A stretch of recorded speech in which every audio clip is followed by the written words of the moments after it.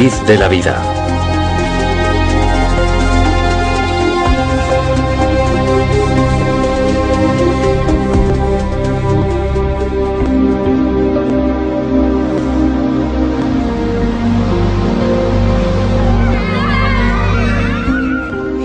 Dimitri, de 5 años, nació con parálisis cerebral.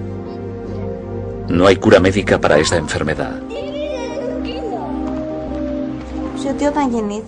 Cuando nació Dimitri, los médicos nos dijeron que seguramente nunca podría andar, que nunca sería independiente, que al tratarse de una enfermedad crónica, su salud sufriría secuelas de las que no se recuperaría nunca. No probamos otra alternativa. Personalmente solo tenía fe en los métodos estándar, hasta que unas personas en las que confiábamos, porque las conocíamos bien, nos hablaron de Eric.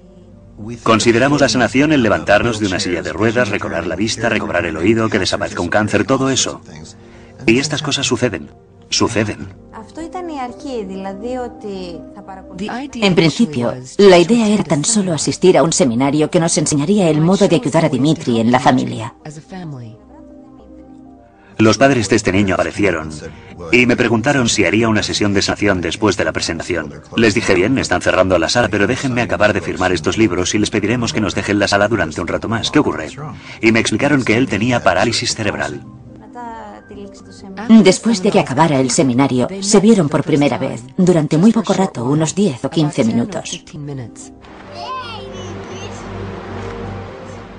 En la parálisis cerebral se da algo muy común, y es que los pies, en vez de poderlos poner planos en el suelo, el talón se levanta. Así que su talón no tocaba el suelo, ya tenía programada la operación.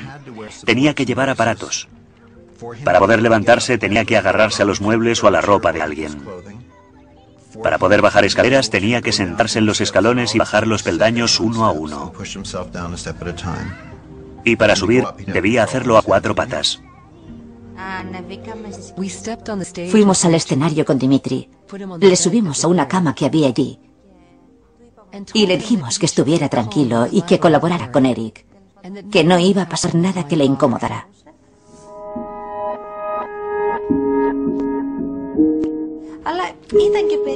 Nos resultó muy raro pensar que ese hombre intentara curarle usando las manos y además sin tocarle.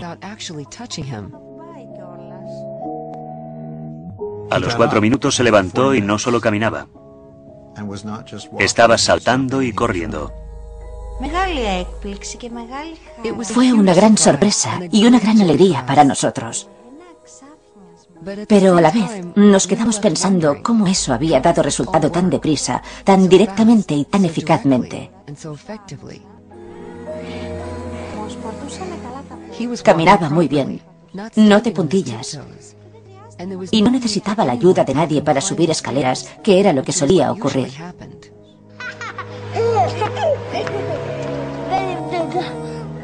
Otros niños suben escaleras todos los días sin problema. Pero Dimitri no podía hacer eso.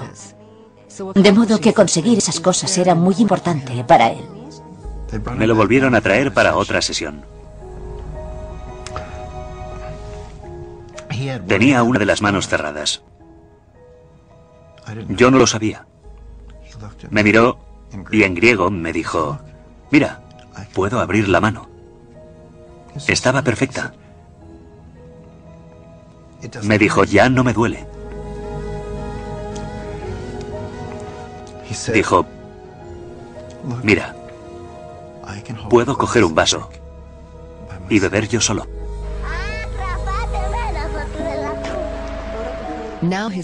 Ahora tiene el puño abierto, está relajado y colabora con la mano izquierda mucho mejor, lo que es de gran ayuda.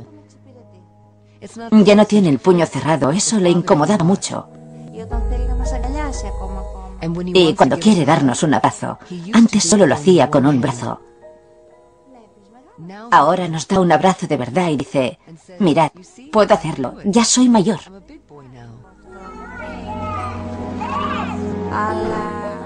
Obviamente, la mano aún no está bien del todo, pero junto con la mano izquierda sabe manejarse y no la descarta. Tal vez el aspecto más fascinante de la sanación reconectiva sea que se puede aprender. No me podía creer que esto fuera algo que se pudiera aprender. Creía que era algo que solo podía hacer Eric. No pensaba que yo también pudiera adquirir esa habilidad y ayudarte a ti, a mi vecino, a mi amigo. Pero en el transcurso del programa, enseguida constatamos con nuestros propios ojos que sí se puede aprender para ayudar a otros. Si ves el ejemplo en carne y hueso delante de ti, como nosotros vemos a nuestro hijo, entonces creo que sí, lo crees.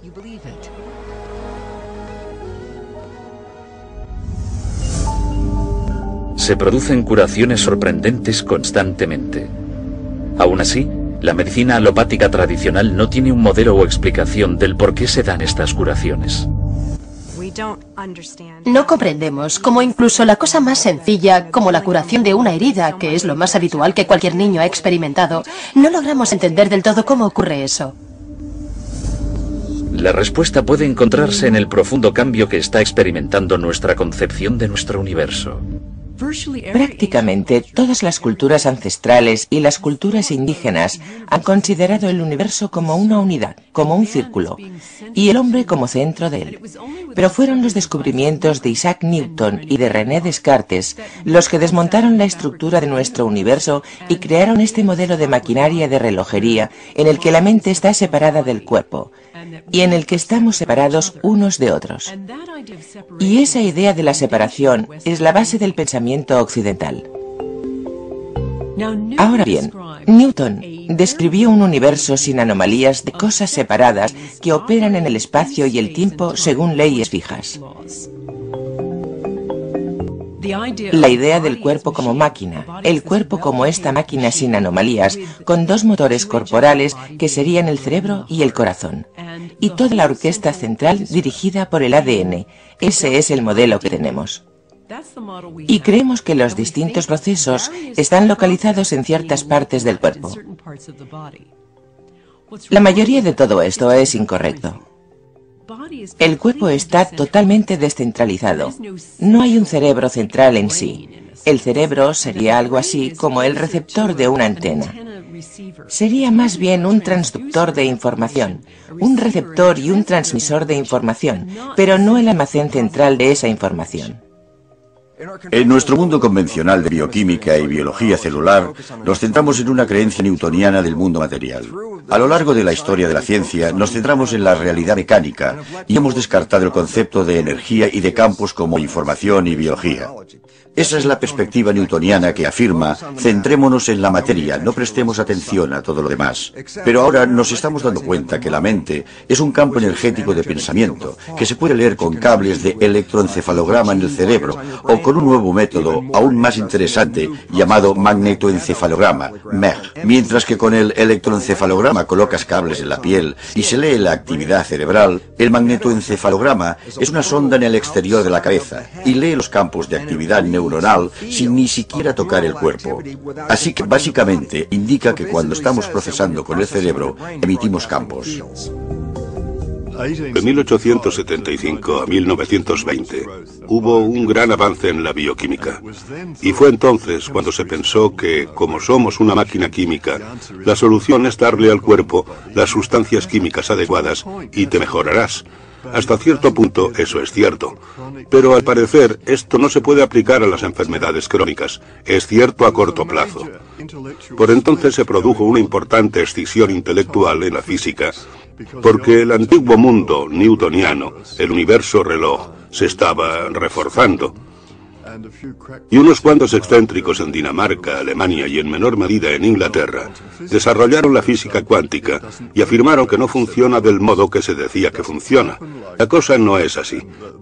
Y se encontraron muchas anomalías en la física que no podían explicarse. Y el resultado de esto fue que la idea antigua de un universo mecánico, donde todo ocurre por una razón concreta, debía descartarse. La física cuántica cambió nuestra percepción de la realidad hace más de 80 años. Sorprendentemente, este nuevo punto de vista aún ha de incorporarse en nuestro modelo de biología actual.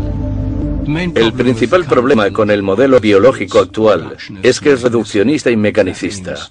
Eso significa, primero, que intenta explicarlo todo en términos de pequeñas partes, en general moléculas, porque son los componentes más pequeños de los organismos. Y en segundo lugar, intenta considerar el organismo como una máquina que funciona sencillamente en términos de física y química.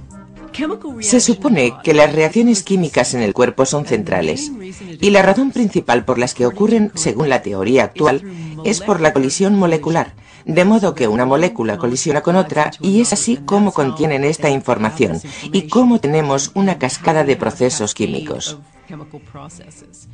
Si pensamos en una célula cualquiera, una célula es como una piscina y las moléculas son como un par de pelotas de tenis en esa piscina. Y según esta teoría, una pelota de tenis debe encontrar otra pelota de tenis en esa inmensa masa de agua y hacerlo de forma instantánea. Y se supone que eso explica los millones de actividades instantáneas que tienen lugar en nuestro cuerpo a cada segundo. Y eso es absurdo. El sistema de control existente de la medicina moderna son las enzimas, las hormonas, no la conciencia, no las emociones, no el campo corporal. Todo lo que hay ahí como sistema de control son enzimas y hormonas. Y a nosotros esto nos parece poco acertado para explicar toda la magnificencia del comportamiento y las enfermedades humanas y todo eso. Es imposible. La medicina actual sigue trabajando con los antiguos paradigmas de la física que se remontan a la época de Newton y la primacía de la materia. La física moderna hace mucho que eliminó ese paradigma y entiende que no es la materia, sino la mente o el espíritu lo que es primordial. Aunque no se define como espíritu, sino como campos de energía inteligente. Consideramos la ciencia como una especie de verdad absoluta y como una historia que ya se ha escrito. Pero la realidad es que la ciencia es una historia relatada por capítulos y cada nuevo episodio suele pulir o cambiar por completo lo que se ha dicho antes. Este péndulo intelectual oscila y está oscilando hacia la idea del holismo y teniendo en cuenta cómo funciona un sistema como un todo. Por el contrario, los médicos empezaron a observar cómo funciona cada célula en particular y se centraron en un nivel celular. Eso se lleva haciendo cientos de años, vale, lo entendemos bien, pero no entendemos cómo se comunican las células entre ellas y cómo manejan la información.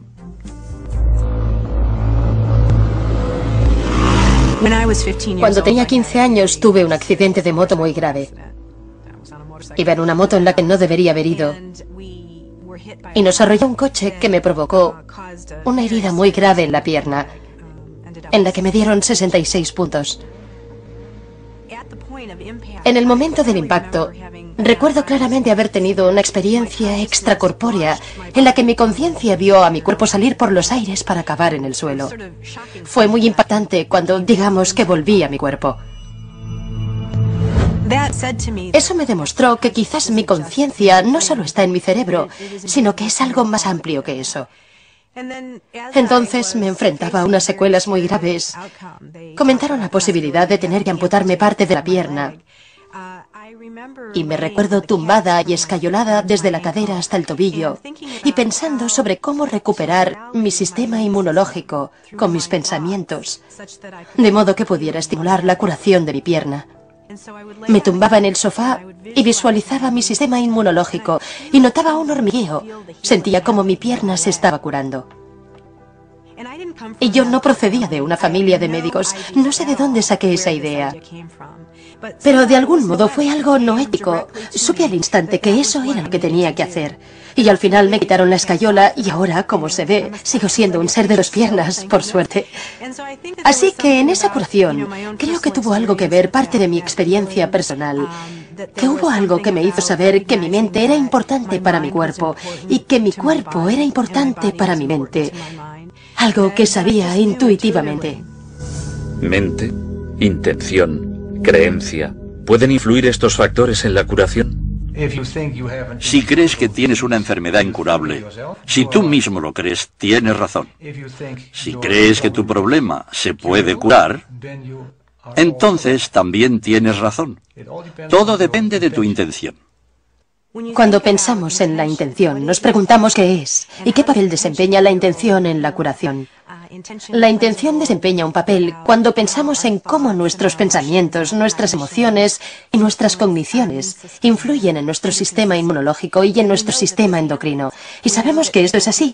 Sabemos que las personas que sufren de mucho estrés, por ejemplo, tienen una capacidad menor para que sus sistemas inmunológicos funcionen bien. En los laboratorios se ha descubierto en los últimos 15 o 20 años, por ejemplo, que la intención tiene efectos físicos. Por ejemplo, hace poco llevamos a cabo un estudio en el que reunimos parejas, uno de cuyos miembros tenía cáncer. Y cogimos a la pareja del paciente que tenía cáncer y le formamos en lo que denominamos programa de intención compasiva. Se les invitó a participar en un programa de formación. Gran parte tenía que ver con la meditación, con la apertura del corazón, con las energías sutiles.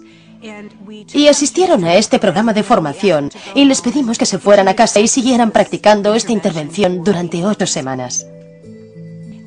Los volvimos a convocar y los metimos en nuestro laboratorio. Controlábamos al paciente en una cámara.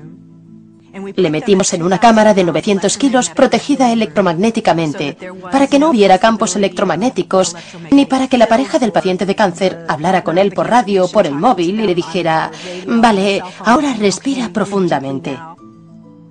Así descartamos cualquiera de estas explicaciones convencionales. Mientras tanto, la pareja, que había asistido al programa de formación, se sentaba en otra sala y observaba la imagen de su amado por una pantalla de televisión por circuito cerrado. Y entonces, aleatoriamente durante la sesión, se les pedía que enviaran intenciones amorosas y compasivas al paciente. El objetivo era ver si podíamos hallar correlaciones entre la intención de esa persona y la actividad fisiológica de la otra. Lo que descubrimos es que había una correlación significativa en la actividad fisiológica de esa persona y la actividad fisiológica de la otra. Y esto sugiere que hay algún medio por el que la información se transfiere que no se puede explicar con el modelo convencional newtoniano de causa y efecto. El compañero del paciente de cáncer no entraba y le susurraba al paciente al oído: ahora tranquilo. Era más bien al contrario, estaban separados y no había forma de que esas dos personas supieran cuándo estaba teniendo lugar ese tipo de interacción, pero aún así sucedió. Enviar una intención de que estoy mejor, enviar información convincente de que estoy mejor, es enviar información al cuerpo para que se corrija. Porque, como decimos, un pensamiento también es energía física. Y también envía información al cuerpo. Está perfectamente demostrado que nuestro sistema de creencias afecta a cómo nos comportamos y a cómo actuamos. Y también afecta a nuestra forma de vida. Así que si no creemos que podemos ayudarnos a nosotros mismos, seguramente no podremos. Si no creemos que la información positiva es útil para nuestra salud y bienestar, entonces seguramente no lo será. Nuestros pensamientos crean nuestro cuerpo momento a momento. Cuando tenemos pensamientos positivos, liberamos ciertas sustancias químicas en el cuerpo. Cuando tenemos pensamientos negativos, liberamos sustancias químicas negativas en el cuerpo. Y estas tienen un profundo efecto en cómo se comportan las células y en cómo se está usando la nutrición. Para mí está claro, al ser osteópata, que el estrés que las personas albergan en su cuerpo tiene distintos patrones según cómo estén pensando. Tal vez el aspecto más esencial de la curación sea creer en la modalidad que usamos y ser positivos de algún modo. Se ha comprobado que creer en un sistema de medicina es crucial para que sea eficaz. Yo le decía a gente que tenía cáncer, tras investigar sobre las limitaciones de cosas como la quimioterapia: no hagáis quimioterapia, solo funciona el 9% de las veces. Ya no hago eso. Y el por qué no lo hago es que considero que la propia creencia es la medicina más poderosa del cuerpo. Y si crees que algo va a funcionar, sea lo que sea, te funcionará. Hubo un estudio en Houston sobre algunos pacientes que iban a operarse de la rodilla por artritis. La mitad sí que se sometió a una operación para que le solucionaran la artritis. A la otra mitad se le sometió a una operación falsa. Sencillamente les abrieron la rodilla y luego la cerraron sin hacer nada. Después de 3 años de seguimiento, descubrieron que ambos grupos de pacientes afirmaban no tener dolor. Así que los pacientes a los que no se les había hecho nada también decían no tener dolor. Su artritis había desaparecido. Ha habido otros estudios para comprobar si hay alguna diferencia entre ir al gimnasio y pensar que vas al gimnasio. Y en este estudio seleccionaron a un grupo de personas y a la mitad la enviaron al gimnasio a trabajar sus bíceps y a la otra mitad la dejaron sentarse en el sofá y pensar en que iban al gimnasio y que desarrollaban sus bíceps. Y aún así, afirmaron que esto tuvo un gran efecto en el grupo que se limitó a sentarse en un sillón. Los sedentarios desarrollaron los bíceps, así que el cuerpo no puede distinguir entre la acción y el pensamiento, y esto se ve clarísimamente con el efecto placebo. La medicina occidental tradicional suele atribuir la curación espontánea o milagrosa al efecto placebo. Pero, ¿qué es exactamente el efecto placebo? El efecto placebo consiste en que una creencia que tiene una persona puede invalidar su biología. Es tan profundamente importante que la ciencia ha reconocido que al menos 1/3 de todas las curaciones, incluidas las de con fármacos y cirugía y otras intervenciones alopáticas, 1/3 de todas las curaciones no tiene nada que ver con el procedimiento, sino con el efecto placebo. Si una persona cree que el procedimiento la va a curar, se cura pese al hecho de que quizás la pastilla era una pastilla placebo o la operación era una farsa y no era real. Y esto es tan importante porque está claro que 1/3 de todas las curaciones ocurren sin que nadie haga nada salvo tener un pensamiento positivo. Y lo que me interesa como biólogo y antiguo catedrático en una facultad de medicina es cómo podemos hablar del efecto placebo durante unos 15 minutos en un curso de farmacología y luego ignorar totalmente la relevancia de los pensamientos y de los procesos mentales en la biología durante el resto del curso de medicina. De modo que nuestros médicos no están usando el efecto placebo de forma eficaz, ni siquiera están estudiando el efecto placebo, y ahora mismo podrían reducirse los gastos sanitarios a 1/3 con solo usar el efecto placebo. Es hora de que empecemos a cambiar de óptica y de que nos centremos de verdad en cuál es la naturaleza del placebo. ¿Cómo es posible que cojamos una sustancia inerte, algo que no tiene capacidad medicinal, que se sepa potencial, y que esa sustancia inerte no solo pueda crear cambios fisiológicos en el cuerpo, sino, de algún modo, sea capaz de desencadenar todo un torrente de reacciones en un sistema muy complejo, de tal modo que afecte al hígado, los riñones o los pulmones? Ese es un gran misterio y no lo entendemos, y debe hacerse mucho más al respecto. Diría que lo que la medicina llama efecto placebo es sin duda un efecto que se crea a través de campos de energía. Como solemos decir, si se cree en eso, entonces funciona. Eso es cierto, pero no pensamos en cómo hacemos eso a diario. Si, por ejemplo, queremos ver la RTL, una cadena de televisión alemana, entonces apretamos el botón de la RTL, que implica que nos alineamos con la frecuencia en la que la RTL se puede recibir. La RTL siempre está presente, pero si no nos centramos en ella, entonces no la recibiremos. Así que cuando quiero ver la RTL, debo centrarme en ella, debo buscarla. Y con esto es lo mismo.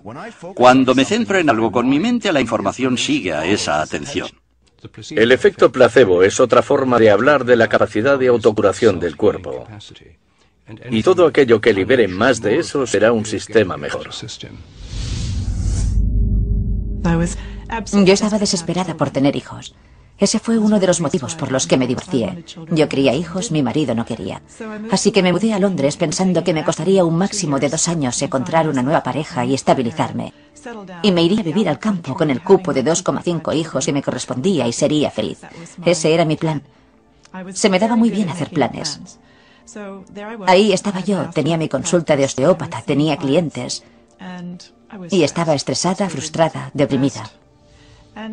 Llevaba años teniendo jaquecas. Quizás durante unos 10 años había tenido unos dolores de cabeza espantosos e iban cada vez a peor.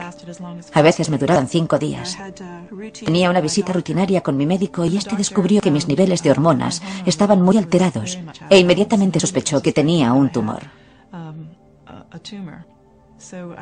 Así que me mandaron a hacerme un escáner cerebral y me diagnosticaron un prolactinoma. Fue un shock tremendo, de repente, y al principio pensé, qué injusto. Fui a la biblioteca médica y empecé a informarme cuanto pude sobre este tumor. Y cuando descubrí que provocaba esterilidad pensé, esto es tan irónico. Todas las células de mi cuerpo decían, quiero hijos. Y de algún modo yo había creado un tumor que me impedía tener hijos. Debía de haber algún motivo para ello. Debía de haberlo. Era demasiada coincidencia, pensé. Me entró mucha curiosidad. Gracias a mi formación en medicina alternativa, decidí tratarlo con métodos alternativos en vez de recurrir a los fármacos ortodoxos o a la cirugía. Ariel decidió usar la programación neurolingüística o PNL para tratar su tumor. Me dediqué a profundizar mucho en la PNL. Hice el nivel de maestría. Llegué a mi casa y me sentía completamente inspirada respecto a lo que podía hacer. Empecé a entender de veras en qué consistía la PNL. La PNL es una forma de psicología práctica que empieza desde donde estás ahora y tiene en cuenta dónde quieres estar y descubre qué obstáculos hay. Si tienes jaqueca durante 5 días, como yo, y quieres llegar al final sin tener un tumor, el viaje para ir del punto 1 al punto final es lo que se empieza a explorar con la PNL. Ariel hizo algunos descubrimientos muy interesantes cuando empezó a trabajar con la PNL. Ahora recuerdo que era una persona que pensaba que todas las células de su cuerpo querían hijos. Y lo que descubrí fue que en el fondo, remontándome a mi primerísima infancia, sentía tanta aversión a cómo había sido mi familia, que lo último que deseaba en el mundo era ser madre. Y esto me sorprendió sobremanera. Yo había creído desear una cosa y en realidad una parte inconsciente de mí iba en una dirección completamente opuesta. Y cuando comprendí los motivos por los que no quería hijos y en qué se basaba eso, pude librarme de ello y permitir que todo fuera como debía ser. Y al menos entendí por qué me había creado una vida que seguía ese camino. Un día me oí a mí misma gritándome dentro de mi cabeza, y esa vocecita decía, estoy tan harta de esto, solo quiero librarme de esta pesadilla, quiero librarme de este tumor. Y me quedé paralizada mientras escuchaba esa voz dentro de mi cabeza y pensé, uff, hay mucha ira ahí, mucha frustración, me estoy autoagrediendo. Si estoy atacando a mi tumor pensando que quiero librarme de él, eso es algo homicida. Eso no puede curar. Y nunca había visto la curación de ese modo. Y me di cuenta de que todos mis pensamientos consistían en hacerlo desaparecer. Eso es un conflicto interno enorme. Y decidí analizarlo más detenidamente.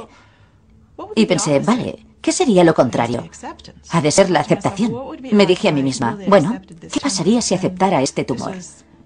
Y esto ocurrió varios años después, pero fue sin duda un punto de inflexión para mi curación cuando me di cuenta de que mi tumor me había conducido a un viaje que yo nunca había planeado.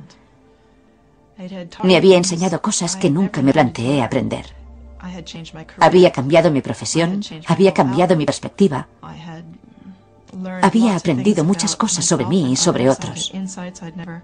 Entendí cosas que nunca había entendido. Había conocido gente estupenda, maravillosa de todo el mundo. Gente de todo el mundo me había apoyado.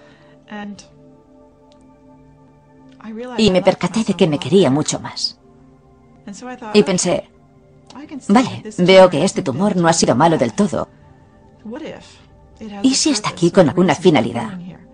Porque hasta ahora me ha servido de mucho.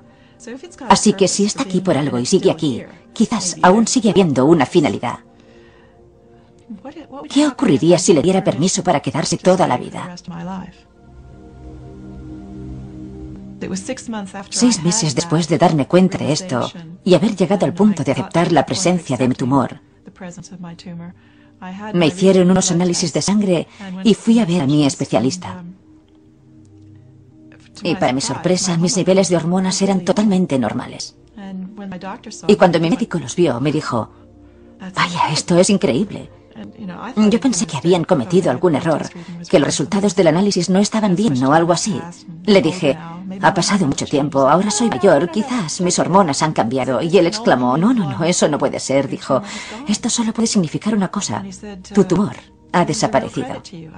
Y dijo, tienes un gran mérito.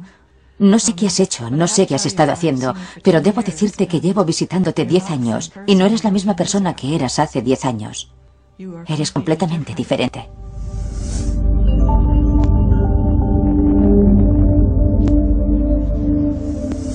Cuando sufrimos un cambio emocional, por ejemplo, si pasamos de la frustración a la alegría, estos cambios emocionales, unos 14.000 cambios emocionales, se desencadenan instantáneamente en el cuerpo. Si pensamos en el transcurso de un día, todas las emociones que sentimos, los altibajos, la multitud de tesituras emocionales que tienen lugar a través de nuestras percepciones durante un día, comprobamos que las emociones crean montones de cambios en nuestra fisiología. De modo que tiene mucho sentido empezar a prestar atención a la dieta emocional, además de la dieta física. Esa es una de las claves para tener mejor salud y, sin duda, para ralentizar el proceso de envejecimiento. Las emociones negativas intensas solo nos degeneran. Los estados emocionales positivos nos regeneran. Es algo matemático. Sintamos más amor, más comprensión, más agradecimiento y nuestra salud tendrá más ocasión de mejorar y seguir así.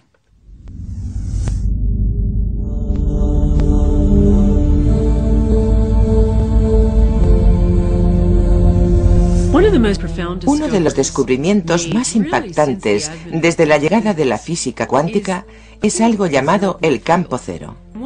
Y esto hace referencia al intercambio de energía que tiene lugar entre partículas subatómicas. Todas las partículas subatómicas entablan un pequeño baile de energía. Es algo así como jugar un partido de baloncesto. Se envían energía mutuamente. Y en ese intercambio se crea algo llamado partícula virtual durante menos tiempo de lo que dura un parpadeo. Ese pequeño intercambio individual no es mucha energía, equivale a medio vatio más o menos. Pero si multiplicamos todas las partículas subatómicas que realizan este intercambio de energía en todas las cosas, en todo el universo, el resultado es una cantidad de energía inconmensurable, toda ella en el espacio vacío, como un telón de fondo con sobrecarga. Mientras la biología convencional se centra en los estímulos materiales, la física cuántica revela que los estímulos invisibles son mucho más importantes. Hay una cita sencilla de Albert Einstein que da sentido a esto, y la cita dice: el campo es el único organismo que gobierna la partícula. Lo que Einstein quería decir con esto es sencillo, y es que el campo, las fuerzas energéticas invisibles a nuestro alrededor, son los únicos organismos que gobiernan la partícula, la materia de la partícula. Y la física cuántica afirma, el carácter de la materia está determinado en última instancia por el campo. Entonces, ¿cómo se comunica la curación a otra persona? Veamos, existe este campo. Nosotros no estamos en este campo, somos este campo. Somos más densos, somos más ligeros entre medias. Algunos dicen, somos más ligeros cuando tenemos forma física y somos más densos entre medias. Sea cual sea el aspecto, somos puntos en este campo de energía, de luz, de información. Accedemos a este campo constantemente. Adquirimos información de este campo constantemente. Todos hemos visto a una bandada de pájaros volando y cómo cambia de dirección. Instantáneamente, todas las aves de la bandada cambian de dirección. Parece como si un cerebro de ave superior controlara a todos los pájaros simultáneamente. Eso solo resulta con la ayuda de esos campos, ya que los campos pueden transferir sin pérdida de información y, sobre todo, instantáneamente, sin demora. Si entramos en cualquier catedral de Estados Unidos, de Europa, de donde sea, que se erigió hace 100 años o más, lo que experimentaremos en esa catedral será un silencio de sobrecogimiento, de reverencia, de calma, y es una experiencia palpable.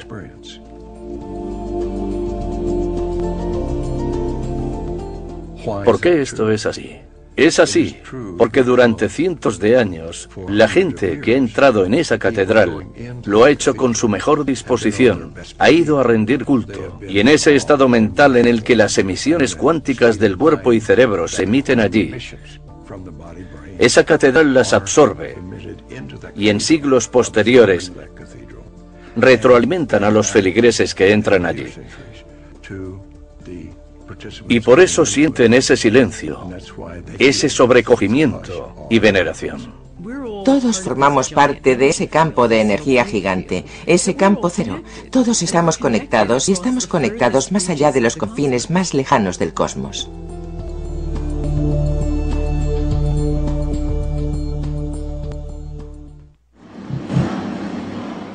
Fijémonos en una patinadora sobre hielo. Hay cosas que hace que son inexplicables en términos de impulsos nerviosos.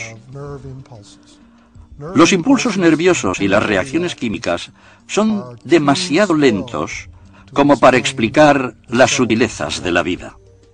Incluso ahora mismo, si miramos los libros de texto de psicología, medicina o biología, e intentamos averiguar cómo funciona el sistema nervioso, nos enfrentamos a la discontinuidad del sistema. El sistema nervioso lo forman neuronas que transmiten impulsos eléctricos y químicos por todo el cuerpo. Si medimos los impulsos del sistema nervioso, veremos que algunos van a 320 kilómetros por hora, mientras que otros van a 3 kilómetros por hora. Y creo que esos son los reflejos del dolor, que son muy lentos. Como el cerebro o cualquier otra parte del cuerpo pueden coordinar el sistema nervioso y todos los movimientos. Cuando esos impulsos están viajando a velocidades tan diferentes, es un problema imposible. Si eres bailarín, por ejemplo, te mueves en 3 dimensiones y te mueves en el tiempo. ¿Cómo es posible que una persona coordine todos esos pasos de baile? Es una incógnita. Esto parece imposible con el modelo contemporáneo del sistema nervioso. Necesitamos una teoría del campo para explicar cómo el sistema nervioso, en toda su complejidad, puede coordinar todo lo que tiene lugar en el cuerpo. Ahora sabemos, al estudiar la actividad del sistema nervioso, que el cerebro puede empezar a lanzar impulsos sincrónicos en diferentes zonas del cerebro prácticamente al instante. La importancia de la coherencia de estos impulsos que empiezan a lanzarse cuando la conciencia está funcionando es cuando los científicos observaron con qué rapidez podemos coordinar estas distintas zonas que se estaban centrando a la vez, que la coherencia de esa descarga era más rápida que la capacidad física de las células para comunicarse de una zona a otra. Básicamente, estos resultados revelan que el cerebro está comunicando a un nivel más superior que a través de la transmisión física de los nervios. Nuestro cerebro tampoco funciona de la forma en que nos enseñaron en el colegio. El aprendizaje no está aquí, la memoria no está aquí, el habla no está aquí, esto no está ahí, esto no está allá. Estos aspectos están diseminados por el cerebro y accedemos a ellos desde el campo. Es como si hubiera una amplitud de banda de información con la que siempre estamos conectados, aunque no siempre conscientemente. Entendemos que el cerebro no tiene localización concreta para ciertas cosas. Nadie ha podido averiguar dónde está la memoria, por ejemplo. Y Karl Pribram realizó unos estudios asombrosos hace años, estudios espantosos, en los que enseñaba a ratas ciertos recorridos y luego empezaba a destruir sistemáticamente el cerebro de las ratas. Y descubrieron que por mucho que se redujera su cerebro, las ratas quizás tuvieran problemas motores horrorosos, pero seguían una y otra vez recordando el recorrido. Y a raíz de eso, Pribram comprendió que no se puede afirmar que la memoria tenga una localización concreta, que no está tan confinada. Y en realidad, mucho más allá, que la memoria quizás no exista dentro del cráneo en absoluto, sino en algún lugar en el campo. Y en consecuencia, en vez de tener un sistema localizado, centralizado, es más bien un paradigma en el que el cuerpo es una interacción. No es algo que acaba aquí, es algo que acaba ahí fuera. Y que hay una interacción entre nosotros y el entorno, entre nosotros y el campo en todo momento. Yo tenía un problema en un riñón que me descubrieron con una resonancia magnética. Los médicos querían operarme, hacer una biopsia, y yo dije, no, no lo haremos. Yo tenía un sanador, Adam, un joven en Vancouver, que está desarrollando sus dotes como sanador. Él quiso trabajar en ello. Durante un mes trabajamos en ello una vez a la semana.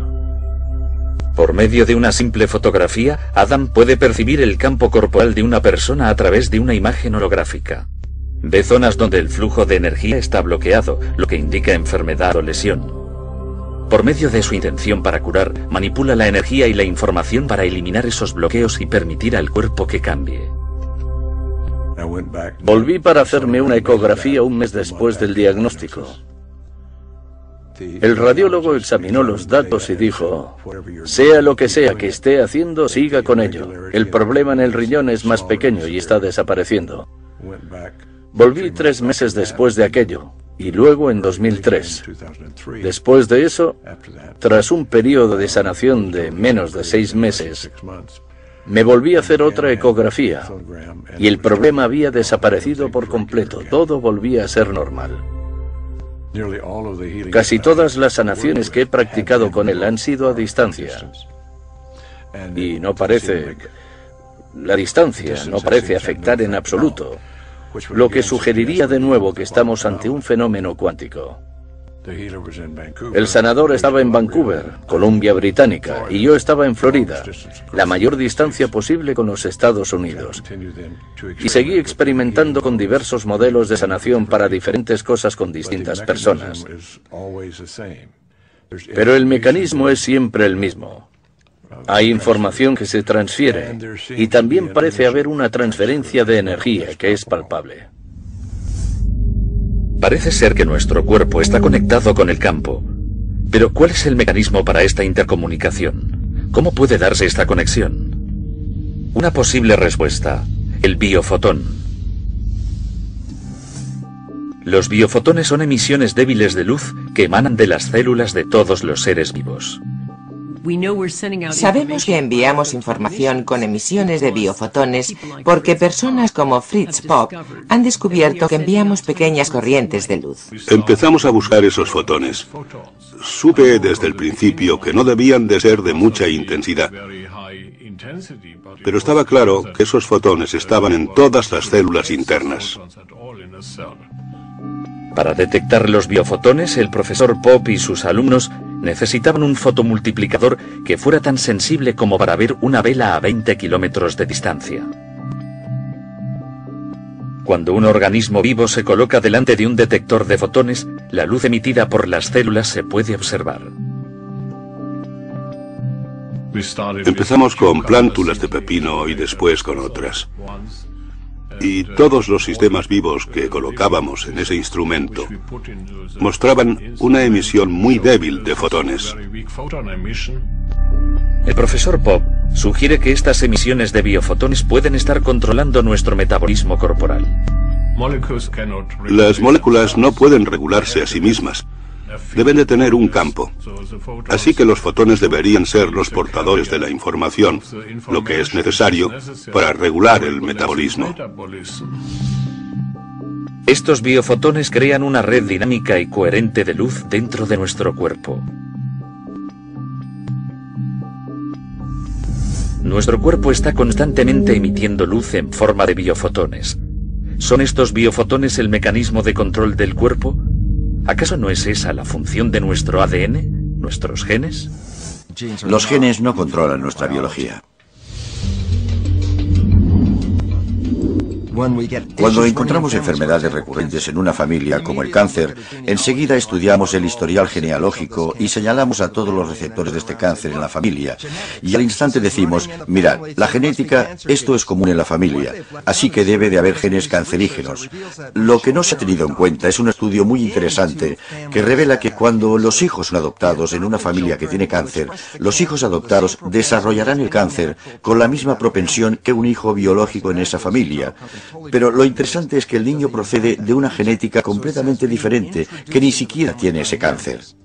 Así que entrar en la dinámica familiar, que es donde se aprenden las percepciones, las creencias y actitudes, es lo que determina el cáncer, no la genética con la que nace alguien. Hay una nueva rama de la genética conocida como la epigenética, que hace referencia a la influencia del entorno en la expresión genética. Los epigenetistas han descubierto que la información dentro de cada célula, aquello que la pone en marcha y que cambia las cosas, no está dentro de las células, sino en el exterior. Las señales tienen lugar fuera, en el entorno. Un gen es un anteproyecto, eso es lo que es, para crear una molécula proteínica. Y las proteínas, hay más de 100.000, son los cimientos que nos proporcionan nuestra biología, nuestra estructura y comportamiento, ¿vale? La cuestión es que hablamos de genotipos, y hasta en los últimos 10 años, un genotipo era una parte de información predeterminada para crear una proteína concreta. La nueva ciencia es alucinante, porque revela que a través de mecanismos epigenéticos, a través de la influencia del entorno al leer los genes, los mecanismos epigenéticos pueden producir más de 30.000 variaciones diferentes de cada genotipo. Y de repente, cuando empiezas a reconocer eso, te das cuenta de que tenemos potenciales completamente ilimitados. Y esto es un gran cambio de una creencia de que los genes eran deterministas. Ahora los genes son posibilidades. Si solo consideramos el nivel molecular, el proyecto del genoma humano ha revelado que tenemos unos 25.000 genes, muchos menos de los que en principio se esperaban. El proyecto del genoma del chimpancé ha secuenciado el genoma del chimpancé, y su genoma es prácticamente igual al nuestro. Tiene el mismo tipo de proteínas, el mismo tipo de genes, apenas se distingue la diferencia. Aún así hay una diferencia clara, y si no se puede explicar mediante los genes, ¿mediante qué se puede explicar? Y la respuesta es, creo yo, los campos morfogenéticos. Al igual que se pueden construir dos edificios distintos con los mismos ladrillos y cementos, si tienes dos planos diferentes, puedes construir organismos diferentes con distintos campos, incluso si las moléculas que los componen son muy similares, como lo son en humanos y chimpancés. El ADN es como una biblioteca. Estas son todas las proteínas posibles, desde los gusanos hasta nosotros. Es la misma biblioteca, pero debes saber qué libro sacar de la biblioteca. Este es el gran problema de la genética. Tratar de explicar cómo el cuerpo sabe qué libro sacar de la biblioteca genética. Y creemos que el campo corporal es el que decide qué información se extrae del ADN.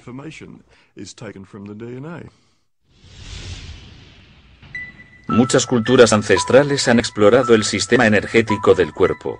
Hoy en día, los investigadores especulan sobre si el cuerpo tiene un campo de energía, conocido como campo morfogenético o campo corporal.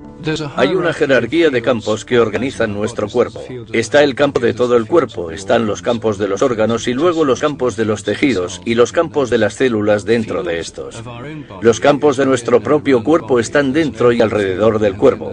Hay un campo global y luego están los campos subsidiarios, campos modulares para los brazos, piernas y los distintos órganos. La ventaja de los campos es que son intrínsecamente holísticos. Todos los campos son holísticos. El campo gravitatorio no se puede dividir en partes. Si cortamos un platelminto en 10 partes diferentes, cada parte puede dar lugar a un gusano nuevo. ¿Cómo es posible? Si fuera una máquina, eso no pasaría. Si cortas una máquina, lo único que conseguirás será romperla. Pero si cortas un imán, un sistema de campo, entonces por muchos trozos de pequeños imanes que consigas, cada uno tendrá un campo magnético completo.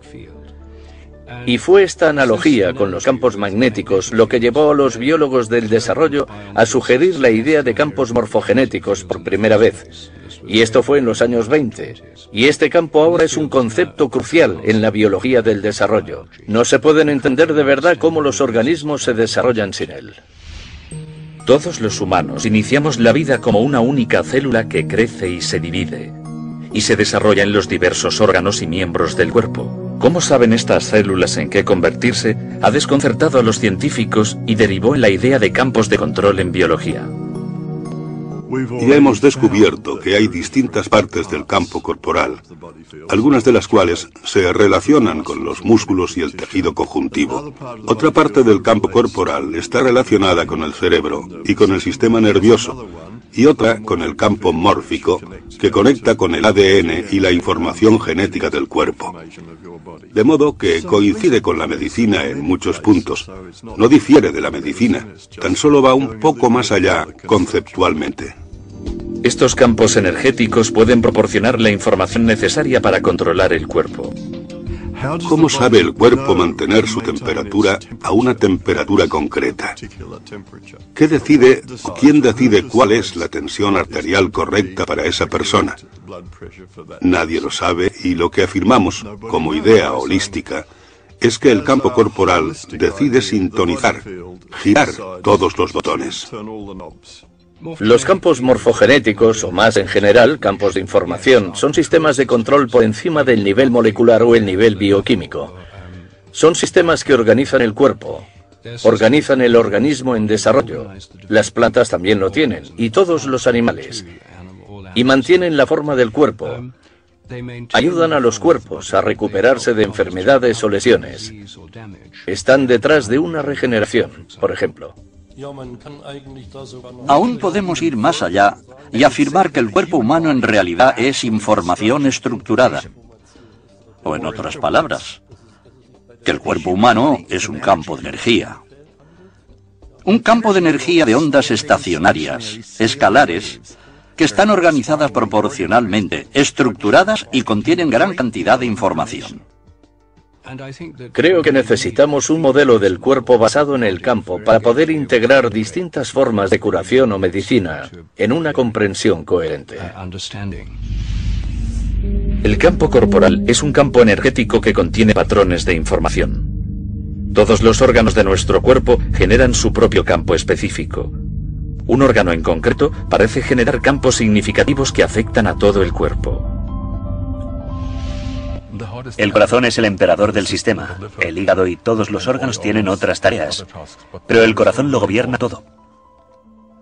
Hay un concepto en medicina llamado cardiología energética que afirma que las señales producidas por el corazón son todas vitales para la regulación. El corazón está constantemente emitiendo sonido, ondas de presión, calor, luz, señales eléctricas, magnéticas y electromagnéticas. Todas las células del cuerpo están recibiendo estas señales de distinto tipo en diferentes momentos, porque viajan a diversa velocidad a través del sistema circulatorio. El corazón genera la mayor señal rítmica y electromagnética en el cuerpo. Si consideramos este campo magnético una onda portadora, está siendo modulado con información. Es la onda portadora de información. Y los experimentos que realizamos dejan claro que se modula con patrones emocionales. En otras palabras, si nos sentimos enfadados, frustrados o irritados, la información que queda grabada en ese campo magnético es muy diferente a si sentimos afecto, amor o compasión hacia alguien. Se ha descubierto que el corazón tiene patrones de latido rítmicos que pueden ser incoherentes o coherentes. Estos patrones están íntimamente relacionados con nuestras emociones y con cómo nos sentimos. Cuando el patrón del latido rítmico es fluido y metódico, se llama ritmo coherente. Y ese ritmo coherente alinea o sincroniza el ritmo cerebral, el sistema nervioso, los órganos y las glándulas corporales. Todos danzan en armonía con ese ritmo coherente del corazón. Las emociones positivas, las que solemos llamar positivas, como el amor, el agradecimiento, el cariño, el perdón, la gratitud, todas causan un patrón cardíaco muy distinto al de las negativas, como cuando sentimos ira, irritación o ansiedad. Estas crean lo que denominamos ritmos incoherentes o patrones desordenados. Por otro lado, tenemos los sentimientos positivos, cuando contemplamos un atardecer y admiramos su belleza, cuando nuestro corazón late a un ritmo que llamamos coherente. Es un patrón tipo ondas sinusoidal que el corazón está enviando al cerebro. Y lo llamamos coherencia cardíaca, porque en las investigaciones descubrimos que el corazón debe entrar en ese patrón rítmico sincronizado, coherente, para que el resto del cerebro y el sistema nervioso y el resto del cuerpo se alineen y se sincronicen con ese potente ritmo. Así que empieza con el corazón. Cuando tomamos el pulso, lo que sentimos es la onda de presión creada por el latido del corazón. No es el flujo sanguíneo, es la onda de presión. Así que cada vez que late el corazón, esta onda de presión va al cerebro y al resto del cuerpo. Y si lo observamos a nivel del cerebro, esa onda de presión sincroniza todas las neuronas. El cerebro tendría problemas si no tuviera esa señal para sincronizarse, para darnos ese efecto de sincronía global. Cuando alguien está en coherencia, notamos cómo irradia su amor o su compasión o su gratitud. La coherencia es el estado fisiológico óptimo que subyace en poder aprender, desarrollar y facilitar los procesos regenerativos naturales del cuerpo. El corazón tiene su propio sistema nervioso intrínseco que puede percibir, sentir, recordar y procesar información, y es independiente del cerebro. Siempre pensamos que el sistema de entrada de información está por completo en el cerebro. Pero ahora estamos descubriendo que el corazón recibe información en primer lugar y luego la transmite al cerebro.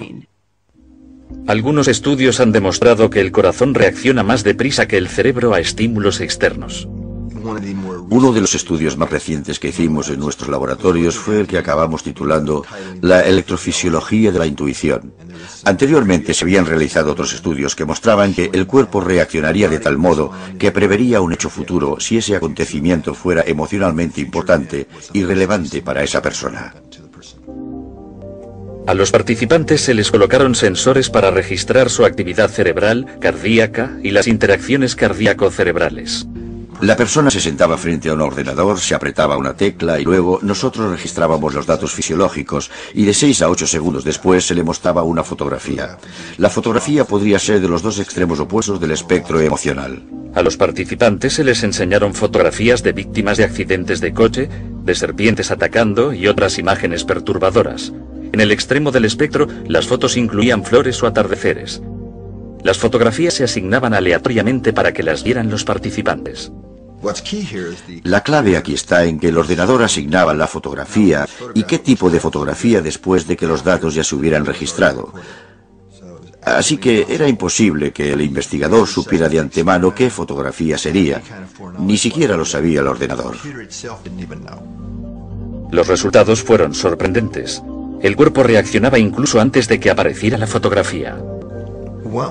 Descubrimos no solo que el cuerpo reaccionaba antes del estímulo, antes de ver la fotografía, como si la predijera, sino que era el corazón el que reaccionaba primero. La respuesta del corazón no solo era más rápida, sino que la señal que enviaba al cerebro variaba dependiendo del contenido emocional de la fotografía. Al observar las señales que el corazón enviaba al cerebro, vimos que el corazón mandaba distintos mensajes al cerebro dependiendo de la siguiente foto que fuera a aparecer. Después se veía una reacción cerebral, después una reacción corporal, que era cuando se hacía consciente. Así que el flujo de esta información intuitiva es corazón, cerebro, cuerpo. Después ha de haber una reacción corporal para que seas consciente de ella. Lo que revelan estos experimentos está cambiando nuestra concepción básica de cómo funciona el cuerpo humano. Parece como si el corazón y luego el cerebro tuvieran acceso a un campo de información no limitado por el tiempo y el espacio. Esto hace referencia a la holografía cuántica o física cuántica, y eso ya lo sabíamos. Por fin estamos empezando a hallar el modo de demostrar que si tenemos un sistema energético o electrónico, y que es fundamental, que no está limitado por el tiempo y el espacio. El corazón está conectado a un campo de información e inteligencia que es diferente, pero complementario al campo del cerebro. Está muy claro que estas neuronas en el corazón y el cerebro tienen memoria a corto y largo plazo. Procesan información. Es un cerebro funcional. Otros investigadores especulan sobre si el corazón puede ser el órgano matriz para grabar información en el campo del cuerpo. Hay muchos tejidos neurales en el corazón. Y creemos que el tejido neural está ahí para actuar como impresora para el holograma. El campo corporal holográfico está continuamente provisto de información a través de las ondas de presión del corazón. En el corazón hay una gran cantidad de carga. Las ondas de presión en presencia de esta carga dentro de la cámara del corazón bastan para imprimir información. Si el corazón está transmitiendo o imprimiendo información, debe de haber un modo por el que las células del cuerpo reciban esa información. Hay células proteínicas receptoras en el exterior de la célula que están allí para recibir información del entorno. ¿Cómo me irá hoy? ¿Qué pasa ahí fuera? ¿Qué quiere el cuerpo que haga a esta pequeña célula hoy? ¿Me entiende? Debe de haber comunicación intercelular, pero debe de haber una fuente para que pueda haber un sistema de control para el cuerpo.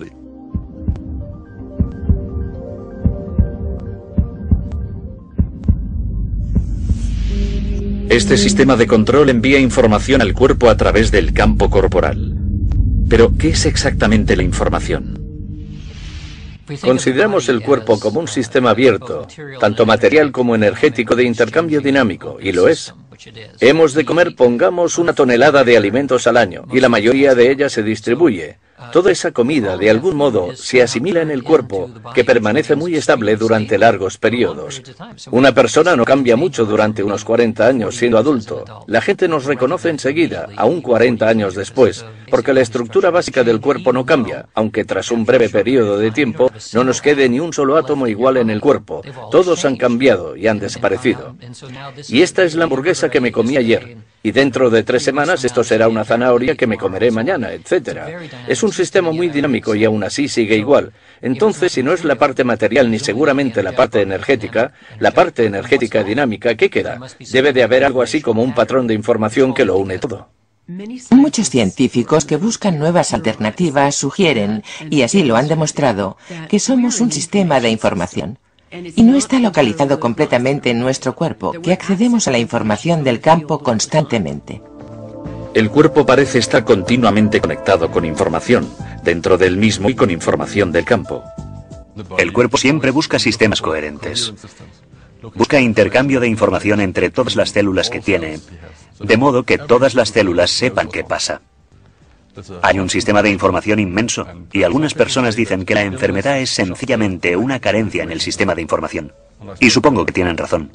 La materia es energía comprimida.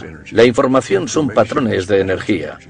Hay un flujo de información en nuestro cuerpo que no acabamos de entender del todo, por todo nuestro sistema nervioso y por nuestros tejidos. E incluso en la antigüedad, algunos pueblos antiguos, los chinos, lo llamaban el sistema de acupuntura, que es un sistema de flujo de información en el propio cuerpo. Tenemos un sistema cuando tenemos estructura. Hay información por todas partes, ¿no? Solo obtenemos un sistema de información cuando está ordenado. Y algo fantástico que se descubrió en los años 80 fue que el sistema de acupuntura parece ser un sistema organizado.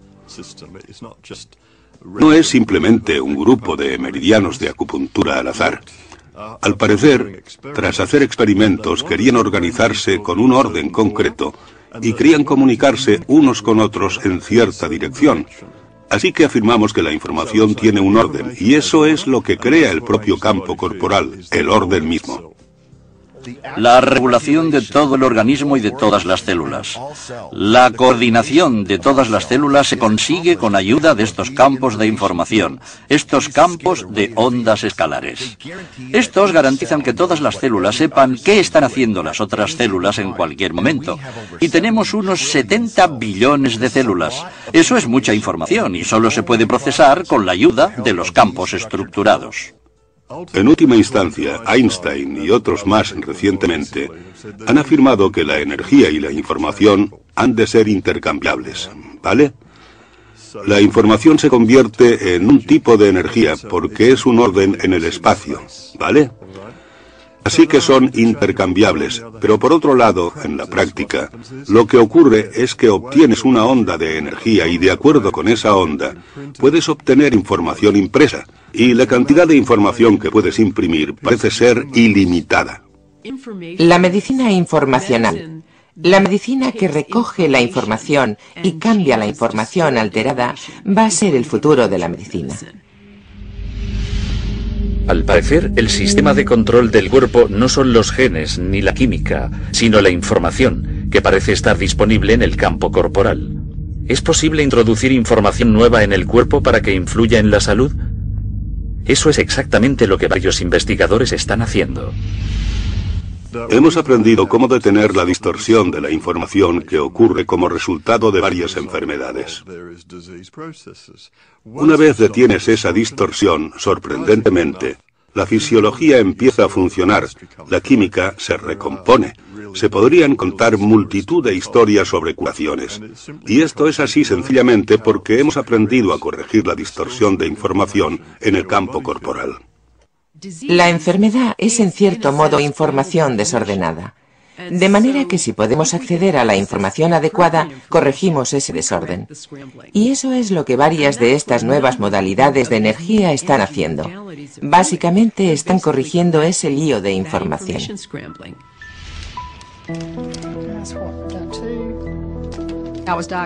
A mí me diagnosticaron cáncer de tiroides cuando tenía 20 años. Y como consecuencia de ello, me tuvieron que operar y me extirparon toda la glándula tiroides, salvo una cuarta parte. Desde entonces, he tenido que tomarme una hormona sintética para obtener la hormona tiroidea que necesitaba. Unos años después me diagnosticaron el síndrome de fatiga crónica y algunos años después fibromialgia. Y claro está, cada vez estaba más y más enferma.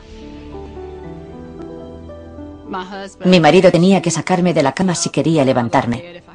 Tenía que darme de comer, incorporarme en la cama y darme de comer. Empeoró hasta el punto de que yo tenía que bañarla y llevarla de la cama hasta el baño y cosas de ese tipo para que pudiera salir adelante en un día cualquiera. No sabían qué hacer con ese tipo de enfermedad. Más o menos me dijeron que debía vivir con ella. Yo no podía ayudarla. Y por muchas cosas que me dijera, lo que le doliera o lo mal que se encontrara o que le pasara, yo no podía ayudarla, ni tampoco nadie más, o eso creíamos. Mi médico al final me dijo, Vanessa, verás, ya no sé qué hacer por ti en este punto. Lo único que puedo hacer es recetarte fármacos para aliviarte un poco. Pero te aconsejaría que fueras a esta nutricionista. Y quizás ella te pueda ayudar a ver qué puedes comer, o al menos a que puedas empezar a obtener nutrientes de algo.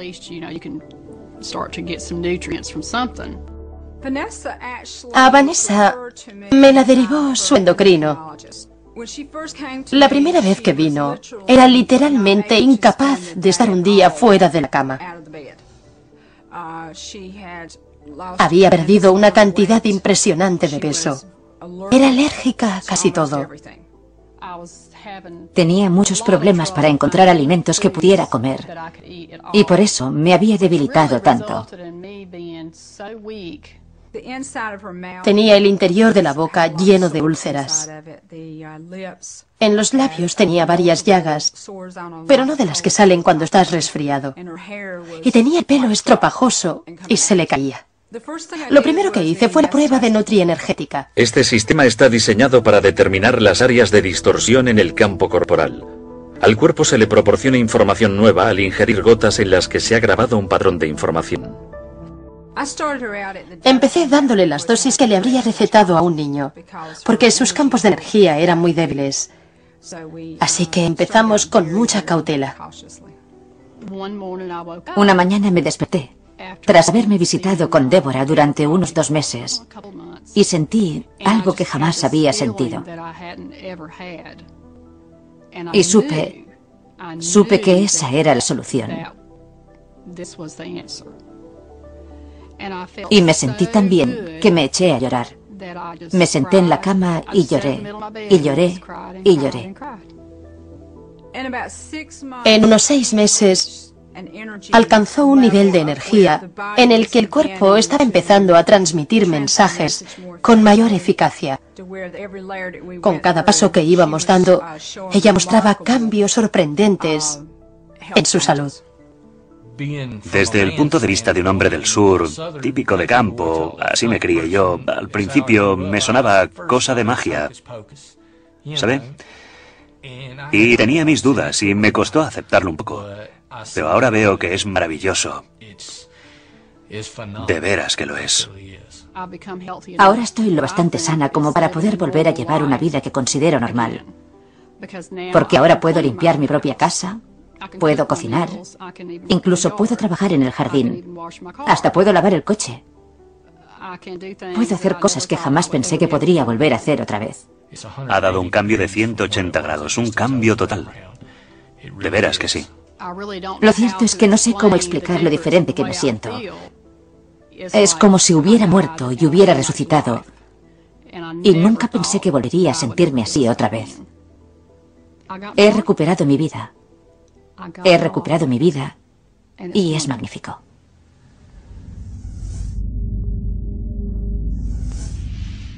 Estamos en el umbral de una concepción nueva de cómo se produce la enfermedad, de cómo se transfiere la información y de cómo mejorar la transmisión de información en los sistemas vivos. Las enfermedades crónicas están aumentando en nuestra comunidad y creo que usando estos métodos de información podremos tratar las enfermedades crónicas que antes no se podían tratar. Uno de los ejemplos más destacables de la eficacia y del efecto instantáneo de la medicina informacional lo oí hace poco, y tenía que ver con este sistema llamado terapia del campo del pensamiento, que es una psicología de la energía que teóricamente cura y cambia los pensamientos negativos a nuestro alrededor. Y la teoría es que los pensamientos negativos merodean a nuestro alrededor como si fueran una red y afectan a nuestro sistema corporal. Usan este sistema en Kosovo con supervivientes de la guerra de la antigua Yugoslavia. Había familias que estaban muy traumatizadas porque la política de limpieza étnica consistía en matar a media familia para que los supervivientes se desmoralizaran. Así que reunieron a un grupo de personas que habían sufrido un síndrome de estrés postraumático grave, que habría necesitado años y años y años de psicólogos y de fármacos y de todos esos métodos convencionales, y las trataron con terapia del campo del pensamiento. Y esas personas, y esto se aplica al 100% de las personas en este estudio, mejoraron prácticamente al instante, hasta el punto de que se reían y hacían bromas. Las curaron por completo de este trauma. Incluso los terapeutas de psicología de la energía se quedaron boquiabiertos ante la eficacia de esta modalidad. Pero esto solo nos muestra un pequeño ejemplo del poder que tiene la información como medicina.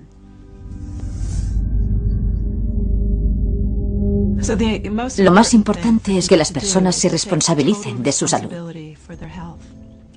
Que no piensen que viene de fuera o que otra persona se la puede proporcionar. Y al hacerse totalmente responsables, eso puede implicar empezar por elegir qué pensamientos van a tener, para que puedan adquirir un buen estado mental, el estado mental que propiciará la curación. Una de las cosas fundamentales que debemos cambiar en el futuro de la medicina es el centrarnos en el gen como si fuera la solución a todas las enfermedades. Si tenemos en cuenta lo que están descubriendo los epigenetistas, entenderemos que el gen está subordinado a este sistema exterior de información y que hemos de centrar la atención en la información en vez de en los genes, ya que es en lo que hemos de indagar. Tenemos que encontrar sistemas de información que regulen lo que va mal. Creo que no cabe duda de que la asistencia sanitaria a un nivel global está en crisis. Y es una crisis de significado, es una crisis de economía, es una crisis de liderazgo. Y es una crisis de nuestros modelos, de entender lo que promueve o facilita la curación. Hacemos cosas como si estuviéramos en guerra contra el cáncer. Intentamos destruir organismos invasores. Es un modelo bélico de salud y enfermedad y de cómo tratar la enfermedad. Y el cuerpo, en realidad, no quiere pasar por eso. Hemos de aprender de otras culturas, de otras tradiciones, de las observaciones de los distintos tipos de sanadores que ahora están trabajando en nuestra propia cultura. Hemos de sacar provecho de la ciencia moderna y usarla para integrar otras tendencias actuales. Lo que debemos hacer es fomentar una revolución que cambie nuestro modelo orientado en centrarse en la enfermedad a uno centrado en la curación. Y cuando empecemos a hacer esto, estaremos receptivos ante una variedad de factores diferentes que pueden facilitar o mejorar la capacidad de curación natural. Podemos afirmar que la revolución ya ha comenzado. Y no solo lo creo yo. Hay investigadores por todo el mundo que piensan lo mismo y que han estudiado datos que ya podemos incorporar en estas ideas nuevas del campo corporal. Pero ahora creo que contamos con una teoría científica viable para cómo el cuerpo almacena y accede a la información. Así que la revolución médica está en nuestras manos.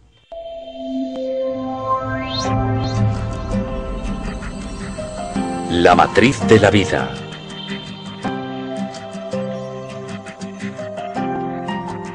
Demetrios Abramidis sigue moviéndose con mayor libertad y alegría. Ariel Essex sigue viviendo sin su tumor cerebral.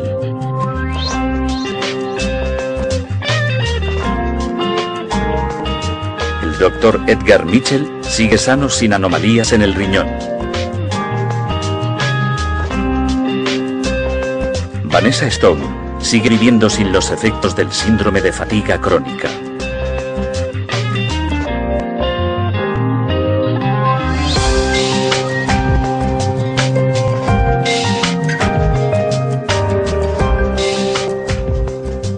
Parece haber una gran cantidad de pruebas que demuestran que podemos elegir la información con la que, casi como un electrón, podemos estar en todas partes a la vez. Yo definiría la curación como el aprender a corregir el campo corporal humano para que funcione según el genotipo original.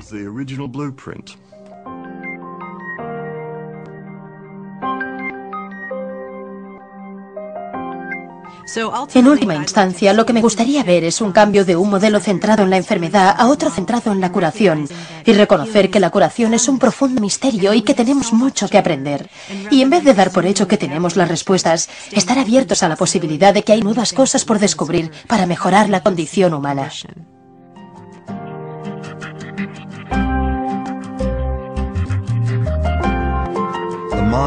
La mente es el modo de funcionar del cerebro que interpreta el entorno y regula la biología. Así que, en vez de estar controlada por los genes, nuestra biología está controlada por nuestra mente. Y cuando entendemos esto y somos conscientes de que podemos cambiar la mente, si lo hacemos, cambiamos nuestra biología y genética. Si alguien está enfermo, no quiere saber si la pastilla X funciona mejor que un placebo en un estudio doble ciego. Lo que quiere saber es cuál es el mejor tratamiento.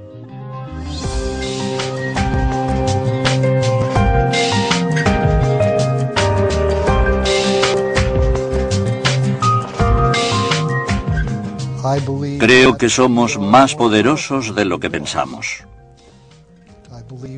Creo que muchas de las técnicas médicas que estamos descubriendo, que son muy fructíferas, pueden practicarlas las personas en ellas mismas, una vez han entendido su propia energética. Está muy claro que la información negativa es dañina, o que si la aceptamos en nuestro cuerpo o en nuestro sistema de creencias, cambiará el modo en que reaccionamos y cambiará nuestro estado de salud.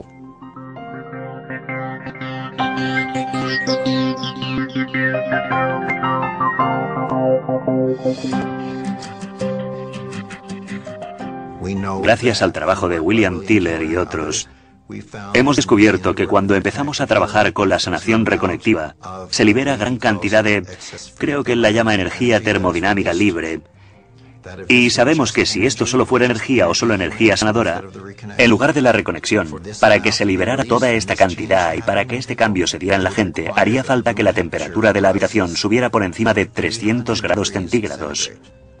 Lo que obviamente no ocurre, porque estamos accediendo a algo nuevo y diferente.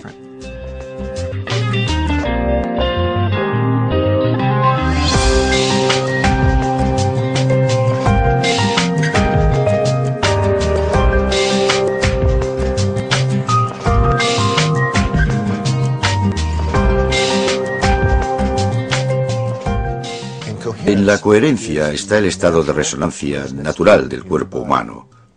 Es decir, nosotros, como humanos, tenemos una frecuencia de resonancia, ¿vale?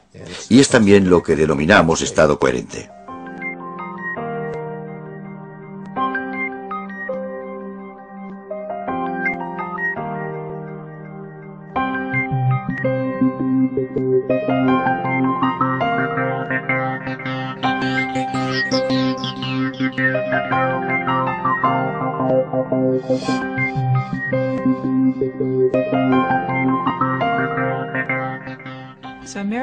Un milagro empieza con un cambio de pensamiento. Es como cuando yo cambié mi forma de pensar en mi tumor y decidí que era mi mejor amigo y mi guía, en vez de que fuera lo peor que me había pasado en la vida. Ese fue el milagro. Cuando le di el permiso para quedarse el resto de mi vida, ese fue el milagro. La gente cree que es el resultado final, pero no es el resultado final. Es el cambio de pensamiento lo que causa un estado interior totalmente diferente.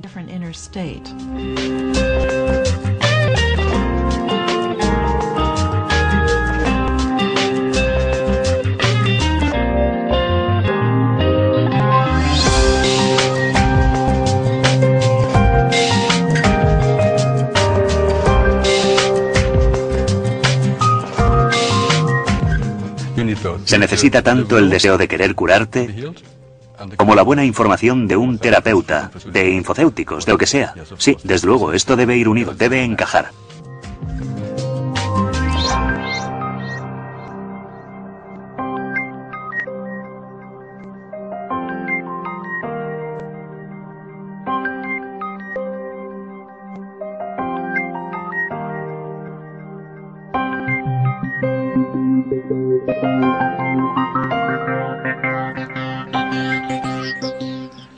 La curación es restaurar los mecanismos de autorreparación del cuerpo. Y eso es lo máximo que como médico se puede alcanzar, poder ayudar a tus pacientes a que restauren sus propios mecanismos de recuperación.